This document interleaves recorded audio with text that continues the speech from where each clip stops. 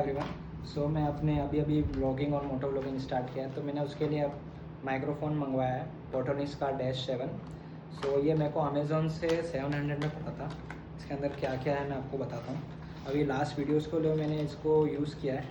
सो इसमें ये माइक्रोफ़ोन है, यहाँ से स्टार्ट का बटन है, स्टार्ट हो जाता है। और ये पोर्ट है जो अपने मोबाइल में लगता है, और इसके साथ एक चार्जिंग केबल आई है। सो ये अच्छा है, नॉइज़ कैंसिलेशन भी अच्छा होता है इसमें।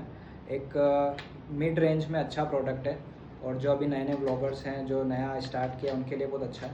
सो आप मंगा सकते हैं। अगर आपको इसका लिंक चाहिए तो मुझे कमेंट में माइक्रोफ़ोन लिख दो, मैं इसका लिंक आपको आपके डीएम में शेयर कर दूँगा। Thank you, bye bye.